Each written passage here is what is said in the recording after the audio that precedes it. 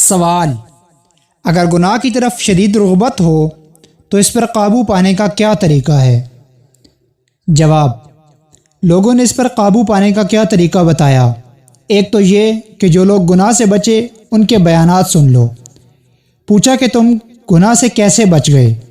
کہتا ہے کہ مجھے اپنے باپ کی عزت کا خیال آیا، باپ کے ساتھ میری بڑی محبت تھی، مجھے پتہ چلا کہ آخرت میں انسان کے اعمال سب کے سامنے ظاہر ہو جائیں گے، میں یہ نہیں چاہتا تھا کہ میرا کوئی عمل میرے ماں باپ پر ظاہر ہو، اس لیے گناہ سے بچ گیا۔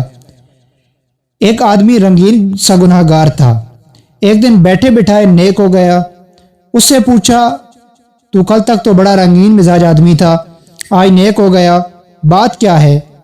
کہتا ہے کہ مجھے پیر مل گیا۔ پوچھا، تجھے پیر مل گیا؟ کیسے؟ کہتا ہے پیر بھی کامل مل گیا، میں نے توبہ کر لی ہے۔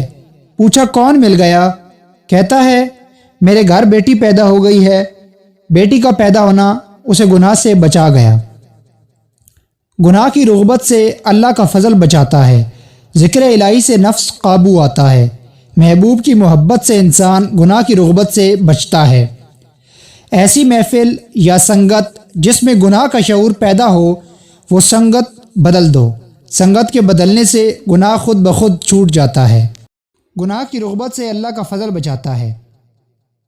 اپنی سوئی ہوئی اولاد کے پاس رات کو کھڑے ہو کر دعا کیا کرو کہ یا رب العالمین، ان بچوں کی عافیت میں یہ چاہتا ہوں، مجھے گناہ سے بچا تاکہ یہ لوگ عافیت میں رہیں، ایسا نہ ہو کہ میرے طرز حیات پر یہ چل نکلیں۔ آپ دعا کرو، منظور ہو جائے گی۔